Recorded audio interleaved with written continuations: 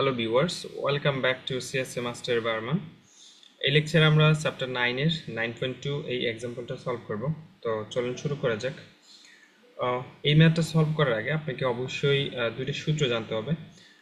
তো সূত্রগুলো আমরা একটু শর্ট করে যদি এক্সপ্লেনেশন করি কিভাবে আসলে এবং কি, তাহলে আমরা যদি একটু দেখি টোটাল কস্ট সমান কি q/2 * h + d/q * s।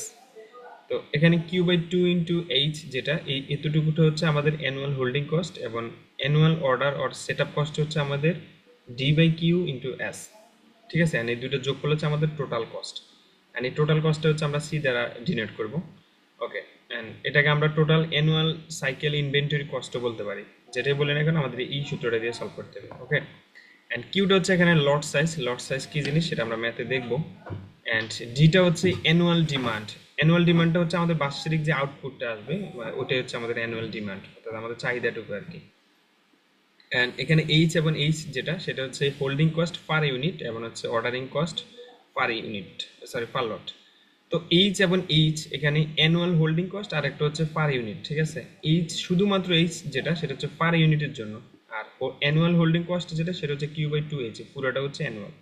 ওকে, এটা হচ্ছে একটা ল। এন্ড আরেকটা হচ্ছে গিয়ে আমাদের ও সমান সরি EOQ সমান √2ds/h।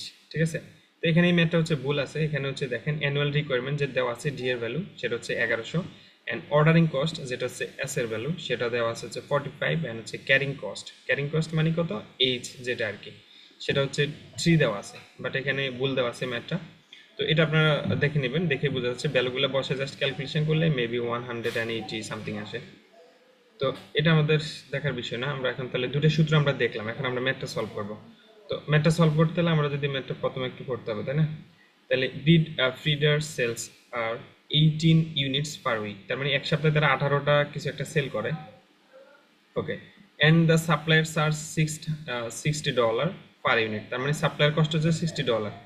The cost of placing an order as with the supplier is 45, তার মানে এস এর ভ্যালু কত দেওয়া আছে 45 দেওয়া আছে। And annual holding cost H is 45% of feeder values. ঠিক আছে, তো কার 25% সরি 25% কার, সেটা হচ্ছে 60, এই 60 25% ক্যালকুলেশন করে যা পাবো সেটা হচ্ছে আমাদের এইচ এর ভ্যালু, এন্ড এস এর ভ্যালু যেটা সেটা হচ্ছে 45 দেওয়াই আছে। ওকে, এন্ড তারপর আমাদের বলছে বেসড অন অপারেশন 52 উইকস পার ইয়ার। আমরা জানি এক বছরে 52 সপ্তাহ, এখানে না বললেও আমরা ওইভাবে করতে হতো। ওকে, এখন বলছে কি management choose a 390 unit lot size. ঠিক আছে, কিউটা লট সাইজ কি জিনিস সেটা আপনার বোঝার বেশি দরকার নাই, এখানে কিউর ভ্যালু লট সাইজ 390 দেওয়া আছে, আপনি এটা জাস্ট বোঝেন। So that the new order could be place less frequently. Okay, এটা হচ্ছে আমাদের সৃজনশীল দেওয়া আছে প্রশ্ন উদ্দীপক। এখন হচ্ছে আমাদের কোশ্চেনগুলো আমরা একটু দেখব। What is the annual cycle inventory cost C of the current policy of using.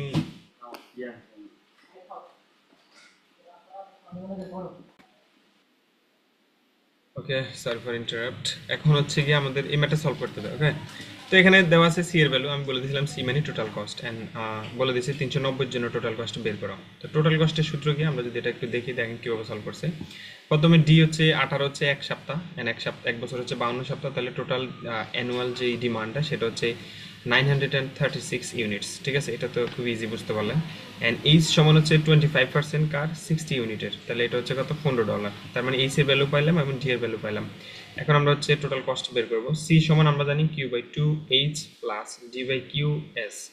তো কিউ এর ভ্যালু হচ্ছে 390 দেওয়া আছে, 2 আর এইচ এর ভ্যালু যেটা সেটা আমরা এই যে এখানে 50 বের করলাম 15, এন্ড হচ্ছে গিয়ে এটা তো 936 কিউ এর ভ্যালু দেওয়া আছে, এন্ড হচ্ছে গিয়ে সরি এটা ডি এর ভ্যালু, এন্ড এটা হচ্ছে কিউ এর ভ্যালু, আর এইচটা হচ্ছে আমাদের 45 যেটা এস এর ভ্যালু দেওয়া ছিল, তাই না? তো এটা ক্যালকুলেশন করার পরে এখানে আছে $3033। ঠিক আছে, তো সি এর ভ্যালু আসলে এটা বুঝতে পারছেন। ওকে ফাইন, এখন যদি নেক্সট আমাদের 2 নাম্বারটা কি বলছে সেটা যদি একটু দেখি। would a lot size of 468 be better, মানে লট সাইজ যদি আমাদের 468 তাহলে এটা কি ভালো হবে কিনা। তো এটা আমরা এখন সলভ করে দেখি। তার মানে আমাদের কিউর ভ্যালু এখন কত হয়ে যাবে, 390 জায়গায় 368 হবে। তার মানে সেম আমাদের এই ম্যাথটাই করতে হবে, জাস্ট এখানে 390 জায়গায় 368 আমরা বসাবো।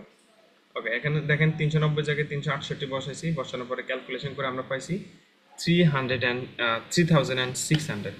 ঠিক আছে, তো এটা অবশ্যই বেটার না। কেন বেটার না? কারণ আমাদের সি এর ভ্যালু যত কম হবে তত সেটা হচ্ছে আমাদের জন্য বেটার। তো এখানে দেখেন কিউ সমান কি লাগছে, 468 is a more expensive option.